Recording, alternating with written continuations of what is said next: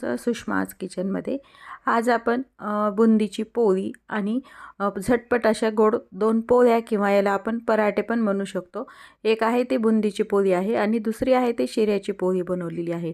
हे जे दोन्ही गोड पराठे किंवा मग पोळी बनवलेली आहे ती मी लेफ्ट ओव्हर स्वीटपासून बनवलेली आहे।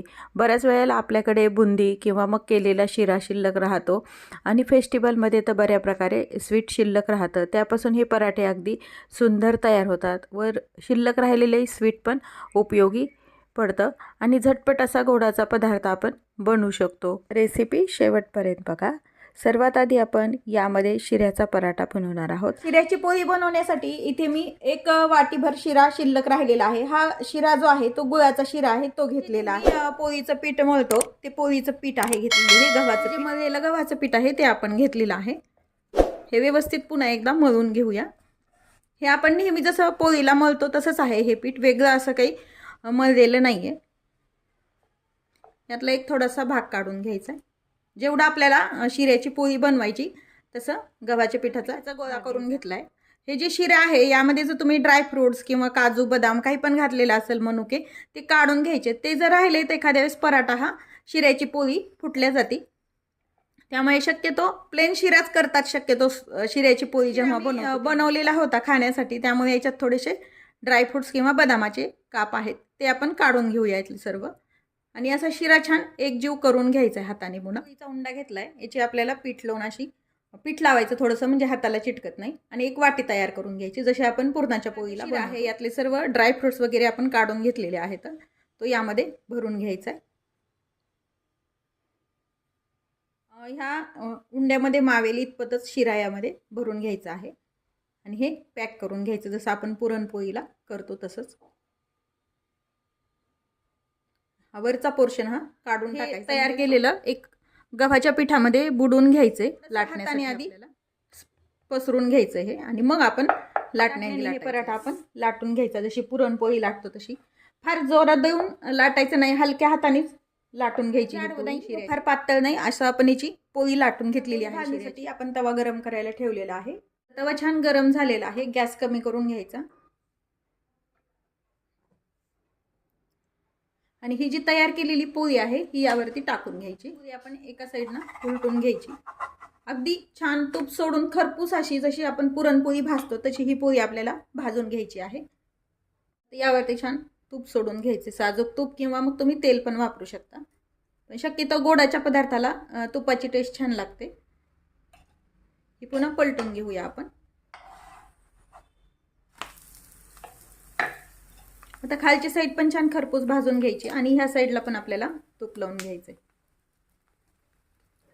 पोळी छान भाजून झाली आहे, एका जाळीवरती काढून घ्यायची आहे।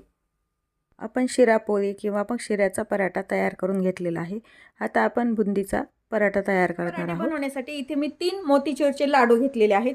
हे लाडू आपल्याला थोडेसे कुस करून घ्यायचे, मोकळे करून घ्यायचे आहेत, मोकळे करून घेतलेले आहेत। त्यासाठी आपल्याला गव्हाचं पीठ लागेल, ते आपण नेहमी जसं पोळीचं पीठ मळतो ते पीठ मी मळून घेतलेलं आहे। माझ्या जे पोळ्या बनवल्या त्यातलं शिल्लक राहिलेलं हे पीठ आहे।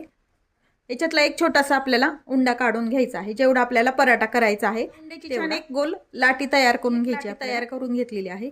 हे थोडंसं गव्हाचं पीठ लावून घ्यायचंय आणि याची एक आपल्याला पुरणपोळीला जशी वाटी तयार करतो किंवा कोणत्याही स्टफ पराठ्याला बनवतो तशी आपल्याला याची एक वाटी तयार करून घेतलेली आहे। हे जे बुंदीचा लाडू आहे, मोतीचूरचे लाडू, जर तुम्ही मोठी बुंदी असेल त्याचे जर आपल्याला पराठे बनवायचे असेल तर ती थोडीशी मिक्सरमध्ये फिरून घ्यायची, म्हणजे अशी छान बारीक तयार होते। आता हे यामध्ये मावेल तेवढं आपल्याला उंड्यामध्ये आपल्याला स्टफ करून घ्यायचं आहे। हे बुंदीचं मिश्रण आपल्याला असं घट्ट हाताने पण भरून घ्यायचंय। जेवढं आपलं गव्हाच्या पिठाचं प्रमाण आहे, हे घेतलेला उंडा आहे तेवढं साधारण एका लाडूला, एका पराठ्याला 1 लाडू बसतो पूर्ण। आणि हे एक्स्ट्राचं जे पीठ आहे वरचं येतंय ते आपल्याला काढून घ्यायचं आहे आणि याचं छान एक गोळा तयार करून घ्यायचा। असा तयार केलेली लाटी गव्हाच्या पिठामध्ये पुन्हा बुडवून घ्यायची आहे, हाताने प्रेस करून घ्यायचं। त्या हाताने आपल्याला हा बुंदीचा पराठा आपल्याला लाटून घ्यायचा आहे। फार जाड नाही व फार पातळ नाही असं हे लाटून घेतलंय। पराठा लाटत असतानाच गॅस सुरू करून तवा गरम करायला ठेवलेला आहे। यावरती हा लाटलेला पराठा आपल्याला टाकून घ्यायचा आहे। गॅस मिडियमच ठेवायचा, एकदम फुल गॅसवरती नाही झाल्यानंतर आपल्याला हा पराठा उलटून घ्यायचा आहे. यावरती आपल्याला तूप सोडून घ्यायचंय.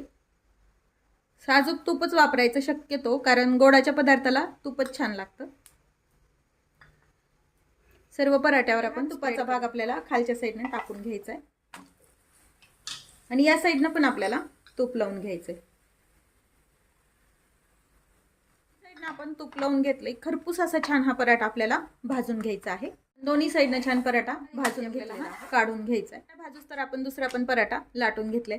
हा पण तसंच आपल्याला खरपूस असा भाजून घ्यायचा. भाजून झालाय, काढून घेऊया. आहे आपला बुंदीचा पराठा. शिरा पोळी आणि बुंदीचा पराठा तयार करून घेतला. यासोबत तुम्ही दूध किंवा मग साजूक तूप जसं आपण पुरणपोळीला खातो रेसिपीला लाईक करा, चॅनलला सबस्क्राईब करा. तसेच अशा छान छान नवनवीन रेसिपीचं नोटिफिकेशन सर्वात आधी तुम्हाला येण्यासाठी बेल आयकॉन पण ऑलवर प्रेस करा. रेसिपी सोबत पुन्हा भेटूया. तोपर्यंत बाय बाय. व्हिडिओ पाहिल्याबद्दल खूप धन्यवाद.